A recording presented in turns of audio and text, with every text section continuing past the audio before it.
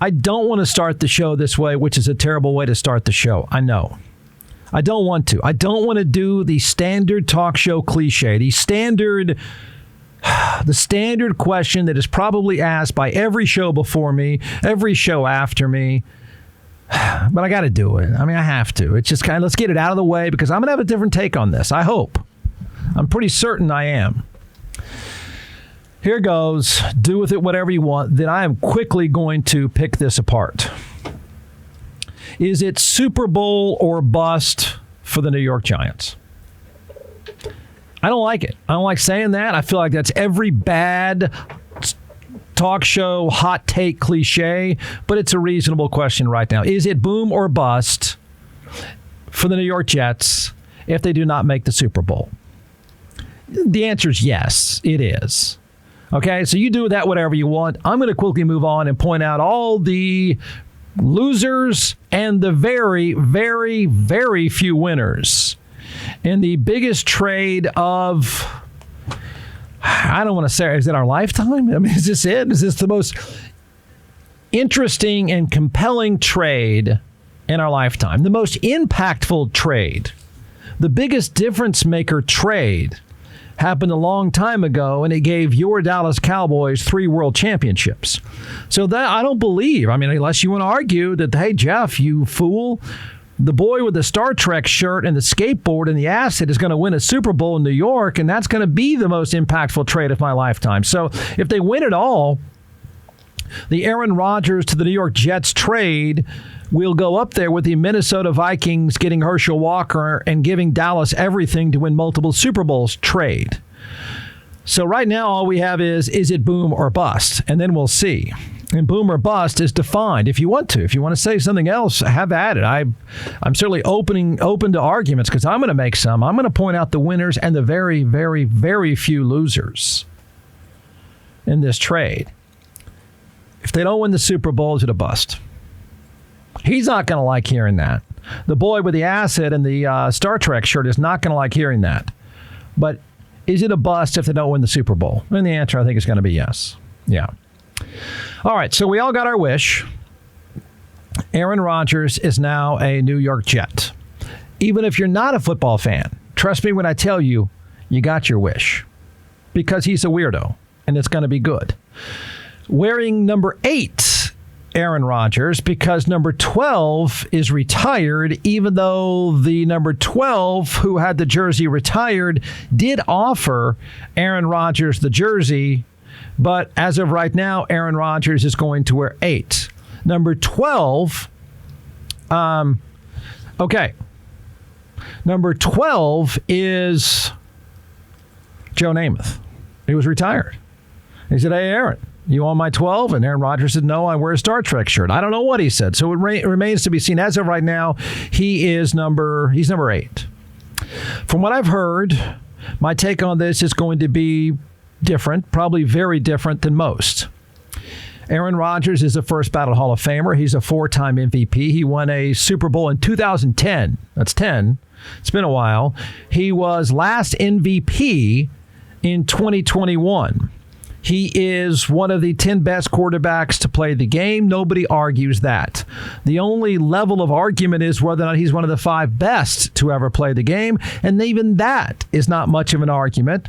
In that category, to be fair, it goes Brady, Manning, Marino, and then the list probably goes in some order. You can debate this all you want. Rodgers, Unitas, Staubach, blah, blah, blah, blah, blah. So he's within the top 10 and, quite honestly, close to the top 5. Got all that. He's 39 years old. Looks worse, but he's 39. He threw 12 interceptions last year. That would be the highest in his career. He did not have a single 300-yard game last year. What skill sets are the Giants getting? Don't know. Is it the skill set of 2021? Is it the skill set of 2010? Is it the skill set of October of last year? Don't know. Neither do you. I call him a diva, and I've yet to hear that challenged. If you'd like to challenge that, please go right ahead also. But he is at best moody and temperamental. He's an attention seeker. At times I've called him a Kardashian with with a neck beard and a Star Trek shirt. He has a habit for going around spouting off right-wing conspiracy theories as well, and I don't think it's going to take long for those to come out either. All right, so first up, some of the reaction is all day, every day. I think we all knew this was coming. I think we knew it had to happen before the NFL draft. The story broke yesterday, late afternoon on ESPN, and some of the reaction. Here you go. I think the whole thing is just breathlessly over-reported and over-analyzed and just hyped to the max, which is what's wrong now surrounding almost every story in sports, the amount of hype that doesn't get to anything that's meaningful. If you're a Jets fan, of course you're excited. I know my dear friend Mike Greenberg, and you abandoned the Jets a long time ago, but even you're excited to your core. I get that. I understand it. But if you're anybody else, so what? Even if you're the Packers, a Packer fan, it's time to move on. It's time to move on to a quarterback you drafted and invested in to take Aaron Rodgers' place. If you get some help from some future draft picks, okay. But the notion that the Jets are somehow now going to march to the Super Bowl, I think is folly. And I'm just going to make fun of it every single day of the football season if it doesn't come to fruition. I'm warning you that now. Yeah, and that's fine. You can do that all you want. I think if you make this trade, if you're the Jets, and I took some notes because it just happened within an hour or so, you make this trade hoping that what Aaron Rodgers has left is what Tom Brady has left when he went to the Buccaneers the first year, because that was a Super Bowl. And you could have said the same thing about the Brady deal that you're saying about the Rodgers deal. It's folly. He's over 40. It's not going to work. But then he delivered a Super Bowl. Here's the deal. If you're a Jets fan, This is why you make this deal, Mike. You make it for the Super Bowl. Jets have one highlight. It's this. It's name it doing this. You do this for the Super Bowl, and you do it for this year. You don't even want to think about next year. He's 39 years old. Not everybody is Tom Brady that can play well at 42 and 43. So you make the deal for this year. It puts an incredible spotlight on the Jets. It puts an incredible spotlight, I think, on Robert Saleh and Nathaniel Hackett. You know, everybody's this is the kind of thing that gets people fired if it doesn't work. And I don't know what Aaron Rodgers has left. I have no idea what he has left. But you want a spotlight, you want the big city, now you got it. And honestly, Mike, nothing less than the Super Bowl will make this deal work well. Nothing less. Yeah. Okay, that's pardon the interruption. Just after this deal broke, I think I was in the gym. Thought, okay, well, I knew this was coming. So now we get out the scorecards. I agree with Tony Kornheiser. That is exactly right. I cannot tell you how many different ways I think this is stupid. It's cool. It's cool for the rest of us. It's cool for us.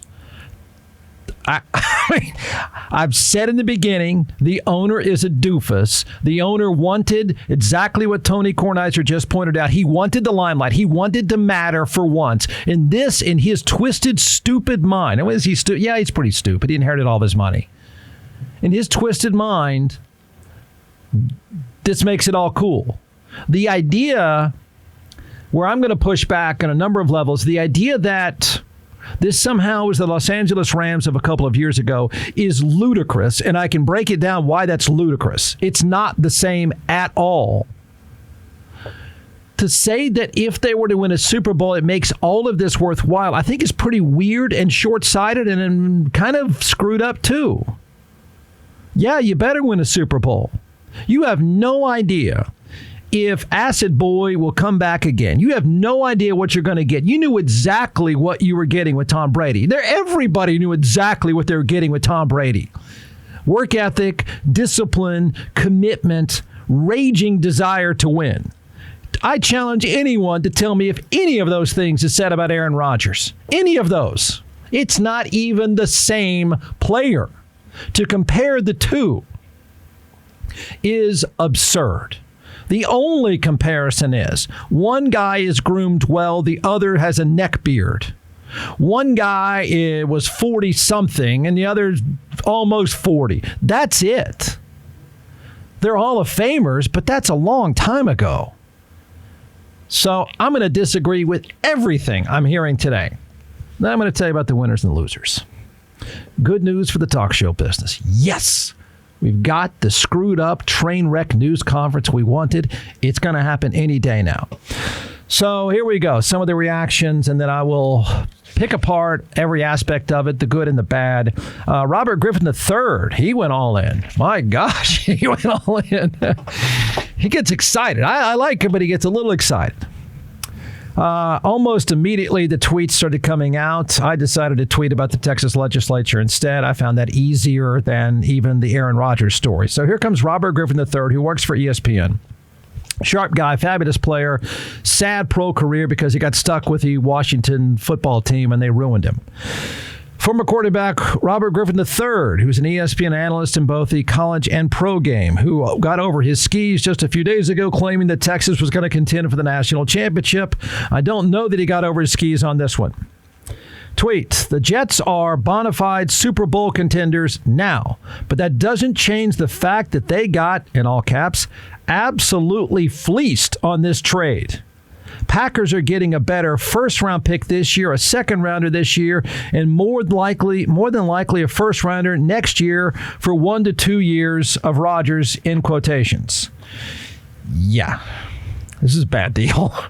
This goes to show you your owner has not done anything. He inherited his money because this is a completely upside-down, lopsided, ridiculous deal. The Packers win. All right, winners and losers. Just so you know what happened in the trade, the specifics of the trade go like this. The Green Bay Packers send quarterback Aaron Rodgers. Okay, he goes to New York to be number 8 and do some acid and spout conspiracy theories. He goes to New York for a 2023 first and fifth round choice. That's numbers 15 and 170. The Jets for a 23 first, second, and sixth round pick. That's number 13, 42, and 207 from the Jets. So what the Packers get in return, just so you kind of have an idea how this translates, the Green Bay Packers, even before the rest of the deal kicks in, the Green Bay Packers now get number 13 and 42. I'll tell you what happens with number 13 and 42. Number 13 usually plays for you, usually starts for you. Number 42 in the draft probably starts for you. So they got 2 starters on the front end before we get even to the back end. The back end of the deal is, quote, a conditional 2024 second-round pick who becomes a first-round pick if Aaron Rodgers plays 65% of the plays. This is one of the many areas where the Jets and their owner were stupid. Desperate and stupid. What they didn't do was say, wait a minute, forget year 1, let's just talk about year 2. Instead, they were dumb enough to go for 65% of the snaps in year 1. If Aaron Rodgers doesn't play 65% of the snaps in year 1, a lot of people get fired, because Zach Wilson would be your quarterback and he sucks. This deal would be a colossal disaster if he doesn't play 65% of the snaps. You realize for $52 million, you probably want your quarterback to play 65% of the snaps. So I think outside of, forget his neck beard again for a second. Does he have a ponytail again? I'm trying to remember. I think he does. If his arm is hanging down to his shoelaces, he's still playing. So the Packers got a nice move here. Now, what that means is the Packers now get another first-round pick. I hope you're adding this up because it's going to end up making my point exactly how stupid the Jets were. Unless you want to say, if they win a Super Bowl, Jeff, everything is fine. Everything is fine. I don't agree with that, by the way. I don't. It's a weird take, but I don't completely agree with that. So, assuming he plays 65% of the snaps, if he doesn't, it's just a total disaster. It's the whole building gets cleared out. Everyone gets fired. So that was a brilliant move by the Packers, idiotic move by the Jets. So then if he plays 65% of the snaps, in other words, Zach Wilson is just standing there chatting with his mom or whatever he does, tans a lot. They have 2 first-round picks and then 2 second-round picks. So you've got at least 4 starters already. That's how that translates. You pick a guy in the top 40 picks, you're projecting that person to make your team and be a starter. So they got 4 starters already. So the Packers get 2 first-round picks, 2 second-round picks. That's 4 starters. But even more than that, guess what else? They get trade capital out of that. What that means is I now have acquired some very desirable real estate for the near future. So I've got these 4 starters that are gold. I mean, this is real estate in Terrytown. This is West 6 kind of stuff. This is very, very valuable real estate that I can either turn into a player or I can turn it into more draft capital. That's what smart teams do. See, dumb teams, well, they're always dumb. So the Packers get all this draft capital, and then on top of that, they get rid of his salary. They just said, let me get this straight. I'm going to get a bunch of starters, and if I don't want them to be starters, I get even more draft capital, and I get rid of the $52 million dumpster fire is my quarterback who never shows up to work and does nothing but complain about work. I get rid of a terrible employee and a bad teammate and $52 million a year, and I get a bunch of players. Okay, thank you. I guess brilliant. Who couldn't figure this deal out? The Jets, that's who. So that's what the Packers get out of it. Well, Jeff, but the Jets get a Hall of Famer. Mm-hmm. That's correct. He's going to be in a gold jacket with a man bun one day. That's correct. All right. This is where the thing just sort of comes apart. Winners and losers. Let me break down the winners and losers on this deal. First, the winners. Talk shows. Winners. New York media, big winner. We got the train wreck we wanted. I'm so happy for the talk show business. This guy, it will be the gift that keeps giving. A New York team matters, good or bad. They just matter. Okay, I think they mattered anyway, but I'm a football nerd. I know all about the Jets, whether Aaron Rodgers is playing or not. I mean, I know a lot about their tackles. I know about their secondary. There's good football there. But for most people, the Jets matter, good or bad. In fact, in a lot of ways, they're going to matter more if they're bad. I don't think they will be because they're just too good with or without him. But they matter, and that's cool. I don't think in your lifetime have the Jets ever mattered?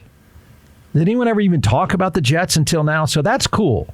That's fun. There's good buzz no matter what. No matter what, if they suck, it's fun. If they're good, it's fun. And I think they're going to be good. His news conferences matter a lot. Okay? They matter a lot. Oh, it's going to start off nice. It's going to start off with him mumbling. It's going to start off with him in a T-shirt and a man bun. But then when things go wrong, or somebody grills him, or somebody asks a question about vaccines or 9/11, it's going to come off the rails. And that's going to be fun. I like it. Happy for us in the talk show business. So if things go slightly off kilter, he will not wait to throw his team and his teammates under the bus. Just what he does. That's why Green Bay couldn't get rid of him fast enough. He hated the media in Green Bay. You think the New York media is going to be easier? So the talk shows and the media business has just been given a gift. He'll get snippy sooner or later. And he will probably, when he gets snippy, or they come at him and keep asking and asking and asking, because he likes the limelight. He just doesn't quite understand yet how light this is going to be. But sooner or later, he will trot out a right-wing conspiracy theory or two, and it's game on. It's not going to happen right away. It's not. If he throws a couple picks somewhere, and this team, you got to remember now, I'm saying this as if they're going to be a terrible team. They are not. They're really, really good. Brandon can play quarterback for him, and they're really, really good. Nobody understands that. I don't think anyone understands how good that team is. They just needed a quarterback who wasn't trash, and Aaron Rodgers is not trash. But I think even if things go badly at all, he'll get snippy, and he'll go right wing on you. Conspiracy. I think even if things are going fine, he is such a diva and such an egomaniac, he is easily going to be baited into some nut job right-wing conspiracy theory, and that sooner or later it could happen in October, could happen in December, could even happen in January. The moment he trots out 9/11 was an inside job is the moment the thing comes completely apart. And that's good for us. So winner is the talk show and media business. Number 2, the networks and the platforms. The Jets were on prime time, counted up last year. The Jets were in prime time TV or / platforms once. The NFL schedule has not been released. I've said off and on, I think the schedule has not been released because I think they've been waiting on this, and they should have. If I were Amazon or I'm Fox or I'm CBS, I'm saying do not release that schedule because if a New York team matters, they're playing. Got it? And they're going in prime time. So I think it's brilliant on the NFL's part to not release the schedule, because I think they've been waiting on this, and they should, because NFL is show business, and New York is the biggest show. And I think the Jets could quite possibly be in prime time at least 6 times. They were on once a year ago. I will not be shocked if I were a network or if I were Amazon and I'm Jeff Bezos and I'm going to own a team probably in Seattle before too long. You know what I'm going to tell you? You're putting them on my network or my platform, and you're going to do it right away. And the NFL will go, sure, you pay. Got it. Game on. So there'll be prime time. I think at least 6 times. I mean, if I know the rules and how that sets up, I think it'll be at least 6 times. And they'll be worth it, man. And I'm a little bit disappointed because I know there's not many football nerds like me, but there's far more to that team than Aaron Rodgers. Far more. They got the best cornerback in the game, man. They have one of the 3 best wide receivers in the game, just from right down the street from where I'm sitting. So there's more to that team, even for football nerds, but this puts them into prime time as often as possible. And it will work, and it will sell, and the networks are thrilled. Number 3, the winners. Okay, you got the talk shows, you got the networks and the platforms, and number 3, the Green Bay Packers. I watched the news conference with the vice president of the Packers. You know what the Packers are? They're the anti-Cowboys, anti-Jets. They are measured, they're calm, they're calculated. They don't get over their skis. The news conference was quintessential Green Bay executive. Quiet, dignified, polite. But when they pushed away from that microphone, I guarantee he poured a cocktail and said, "What fools. Oh my gosh, did we play those buffoons? Did we not play the owner of the Jets, the out-of-control Woody Johnson? Did we not play that guy like crazy?" The Green Bay Packers win. They dump a salary of a guy they made the highest paid player in the game only for him to trash the team and be an all-around miserable employee and a miserable teammate. They got rid of him. They've been begging to get rid of him. He is every person you hate in your office and also the highest paid person by far.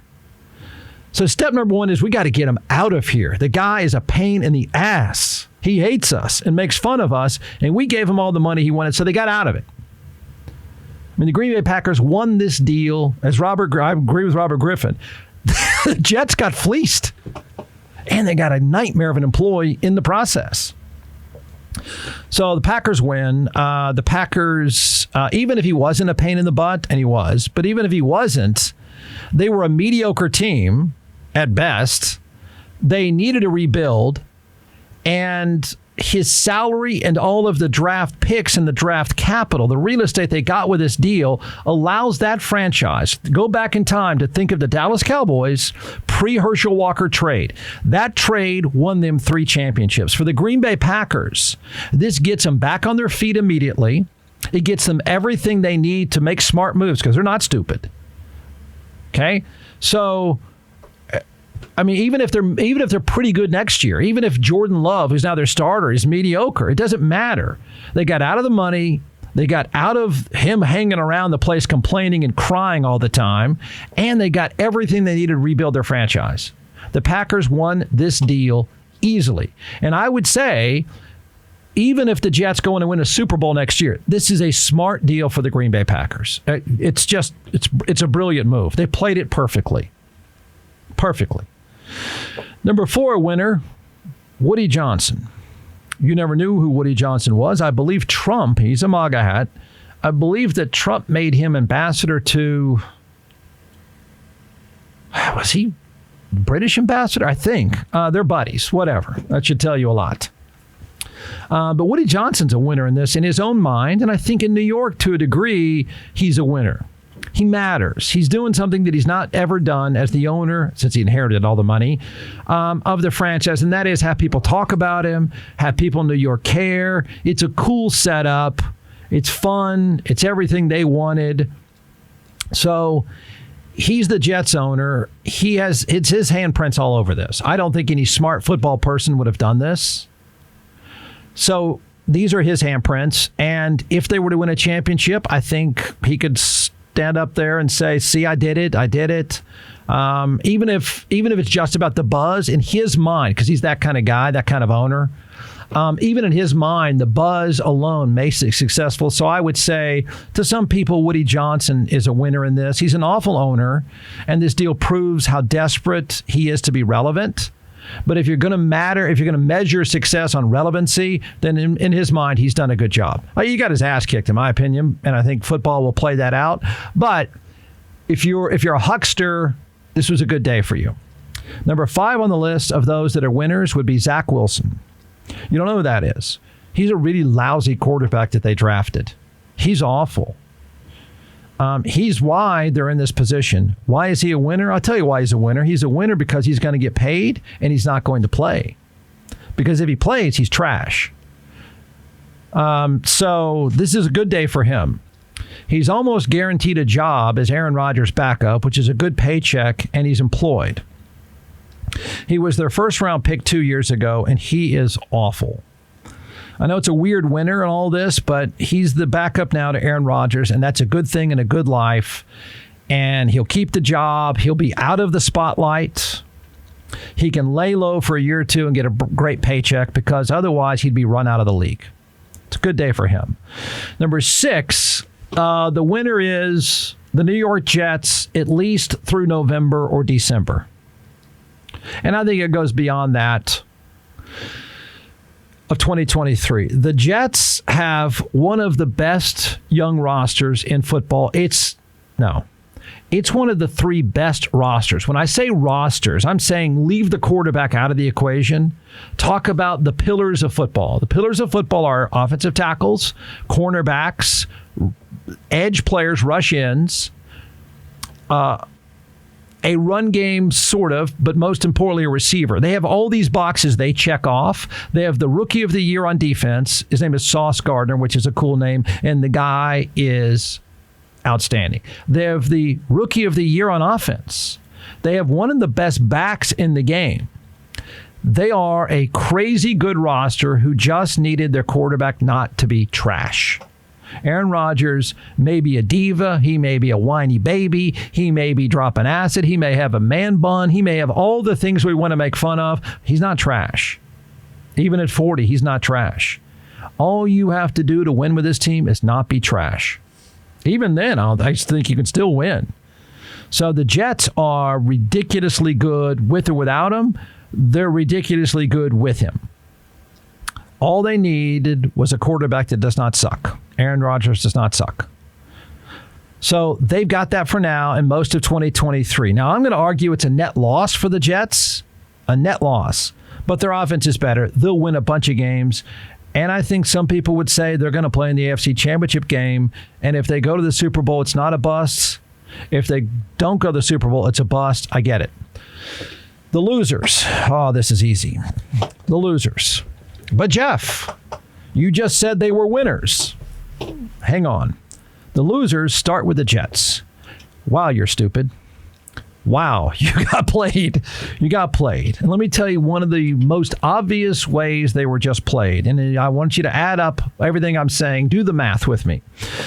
The Jets are losers. They are a net loser. I might say even if they win, even if they go to the Super Bowl, I could still argue they're a net loser. And I'll explain. I did say they were winners for the first half of 2023, and they might go to the Super Bowl for 2023. If you want to say all that matters is 2023, then you can call them winners. I would say, based on that roster and the talent they have, they're not the Rams of a couple years ago. They're actually a young team that's kind of the 49ers in the making.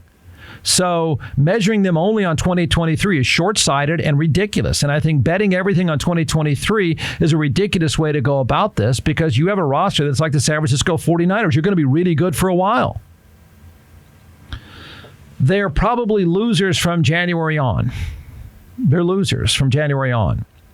And they're going to pay the price for a long time. They've just found a way after 2023 to screw themselves. And they have a roster that didn't need that. They were desperate. They allowed themselves to get in a terrible negotiating position because of their own stupidity, their own desperation, and because their owner was desperate to be relevant. It's a one-sided deal. Think of it this way. They could have had Lamar Jackson as a short and long-term upgrade. That means they don't just win next year, they win for a few. They're the San Francisco 49ers of the AFC, except better because they have a good quarterback. They were, how many miles is Baltimore from New York? I don't know. They're an hour-and-a-half plane ride from mattering for the next 5 years for less the price. What they spent, at best, they get 1 year. They could have spent less and had 4 to 5 years and win a lot. You stick in with that roster, they win it all tomorrow, and they might just win it next year. They could have had a hungry, talented young player for less than what they gave up to get an aging weirdo who doesn't care. For less the price. And be good for a long time, man. And not run the risk of him dropping a grenade in the locker room. It's amazing. They blew one of the great deal-making opportunities of the last 10 to 20 years in football. It was right down the street, right in front of their face, and it was going to cost them less. They blew it. They blew it. Their model, and people are going to use this, will be the Rams. Well, they're going to be like the Rams. They're going to win it all in 1 year. Okay, well, they might, yeah. But if I were any one of those superstar young players, I would say, well, this sucks. 2 years from now, my team's going to be garbage. All we had to do was get Lamar Jackson, and 2 years from now, we might be winning multiple championships. They're not the Rams. They're built completely opposite. The Rams were built on short-term contracts to win in 1 year. This team was built on long-term contracts with super talented young players, and all they had to do was go to Baltimore and say, you wanted 2 first-round picks? Here. Done. They win. Less money, less headaches, and you've built for the long run. It's shockingly stupid. I'm not saying Aaron Rodgers is not going to win next year. He's going to. You could have won next year and the year after and maybe the year after that for less money and make your team happy. Because you know what's going to happen? What happened when hipster boys says, I'm tired, I don't feel like playing anymore, and they look up and go, what are we going to do now, team? I don't know. We're screwed. They got a Hall of Famer who's a bad employee and a terrible influence in the locker room when they needed a hardworking, focused quarterback, and he was right down the street. They just got the opposite and gave up far more than they would have given up with Lamar Jackson. They didn't, so I'm happy for us. Just saying, it was that close to being a blockbuster deal for the long term. The other loser, so loser 1 would be the Jets, even if they go to the Super Bowl next year. Loser 2, Lamar Jackson. Uh-oh. I don't know that I'm going to blame it on his mom being his agent, but man, this sucks for him. The window has closed. He's stuck, I think. The Jets would have been the perfect setup. Now, I'm not certain yet before the draft that someone like San Francisco or even Miami doesn't make a deal to make this kid a star because he's that good of a player. He just wants a long-term deal, and that's idiotic. But for now, the perfect setup, the window closed. Instead, they picked the guy with a man bun, and they could have taken a talented young player for less expense. So it was set up with a perfect team at the perfect time for him. Maybe something else, but this was it. I mean, this was all set up, all the stars aligned. It was a no-brainer, and he would have been a rock star. Wait, is that it for the losers, Jeff? Yeah, that's it. Yeah, everybody else wins. There's only 2 losers. Only 2 losers. It's the Jets and Lamar Jackson Would somebody like to take notice how that keeps happening to the Jets?